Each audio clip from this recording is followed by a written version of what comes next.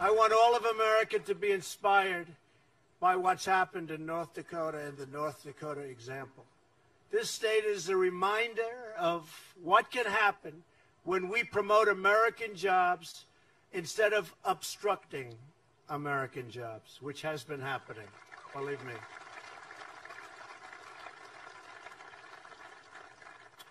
And by the way, Ivanka Trump, everybody loves Ivanka.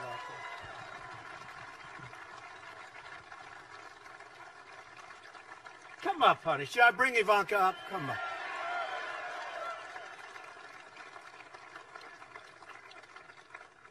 Sometimes they'll say, you know, he can't be that bad a guy. Look at Ivanka. Now, come on up, honey.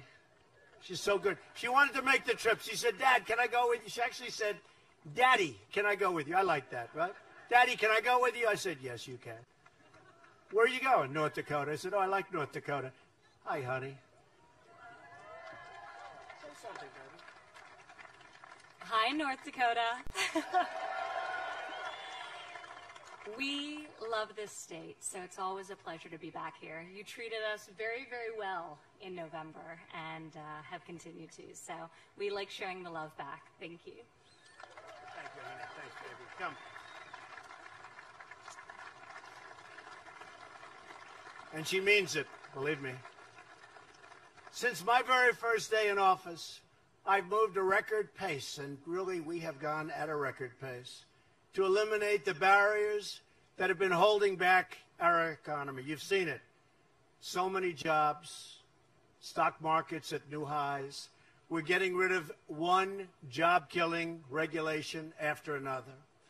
We've lifted the restrictions on shale oil. We've lifted those restrictions on energy of all types. We're putting our miners back to work. We've canceled restrictions on oil and natural gas. We've ended the EPA intrusion into your jobs and into your lives. And we're refocusing the EPA on its core mission, clean air and clean water. That's what I want, clean air. Think of it.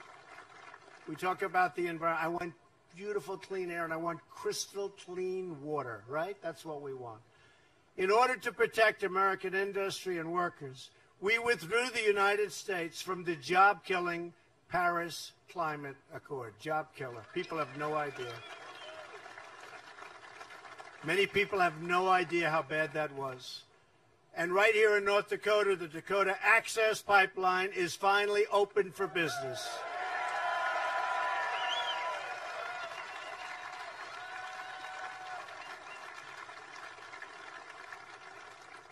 Now, what other politician, if elected president, would have done that one? They would have stayed so far away. And I did it immediately. And I didn't even do it in that case for jobs. It was the right thing to do.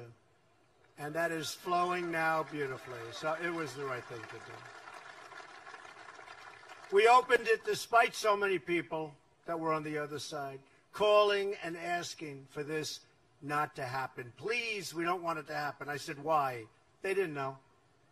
There was no, they just didn't want it to happen. So I did that. I also did Keystone. You know about Keystone. Another one. Big one. Big. First couple of days in office, those two.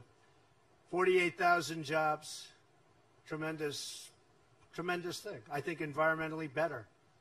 I really believe that. Environmentally better. So I'm keeping my promises to the American people. I do what's right. That's all. I just do what's right. I don't think about it. I do what's right.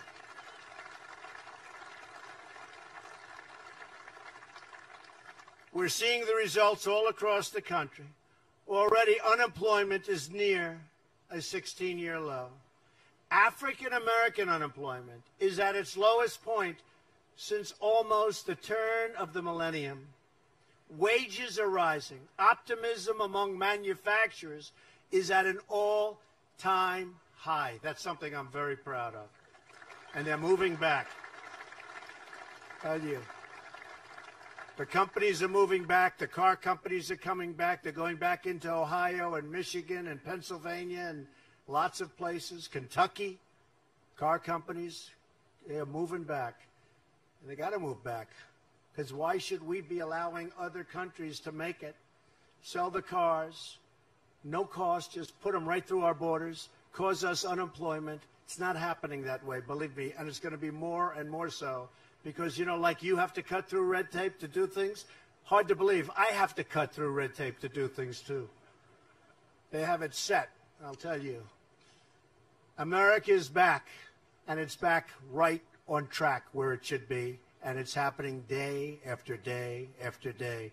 And we have certain areas where you have to give notice of 90 days before you can touch an act or before you can touch an executive order. Then you have to wait another 30 days and then another 90 days. Well, believe me, all of those days are coming up, and tremendous numbers of regulations have been cut.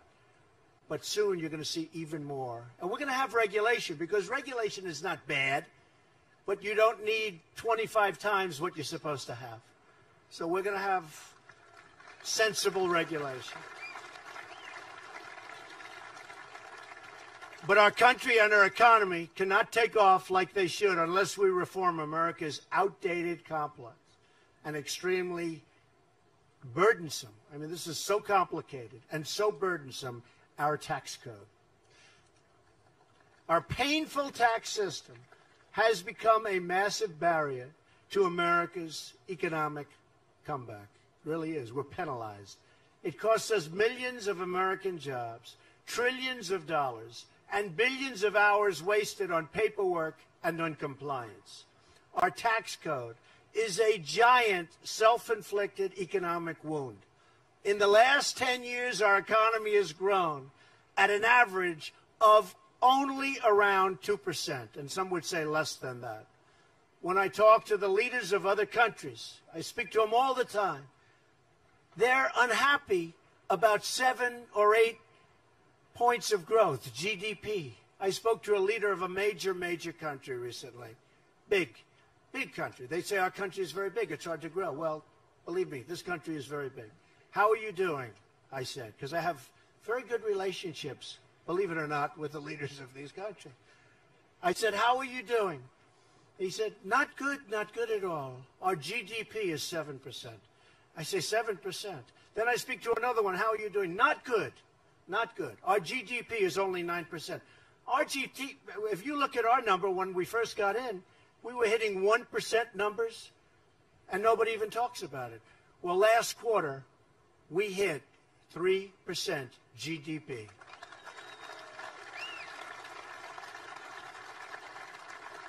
And I'll tell you what, a lot of that had to do with the cutting of the regulation, and I think a lot of it had to do with optimism. There's a lot of optimism now. People are starting businesses that they had no idea they were going to start a year ago. If we sustained 3% growth instead of 2%, only 1 point, and I think we have a long way to grow.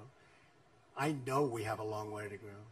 That means 12, think of it, 1 point, 12 million new jobs and $10 trillion of new economic activity over the next decade. Think of it. $10 trillion. And if we ever went to 4%, think of that, or 5%, or 6%, let's see what happens. They were all sort of smiling when I said 3%. I must say we hit the number faster than I thought. But we hit 3% last quarter. If we want to renew our prosperity, restore our opportunity, and reestablish our economic dominance, which is what we should be doing, then we need tax reform that is pro-growth, pro-jobs, pro-worker, pro-family, and yes, pro-American.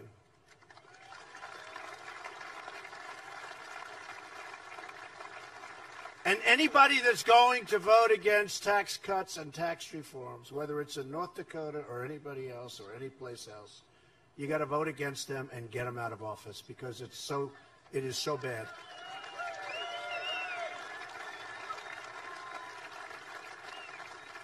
This is Sharon reporting from Bad News Media. Thank you for subscribing to our channel and giving us a thumbs up. We really appreciate your support. Please feel free to leave us a comment and share this video with your friends. Thank you.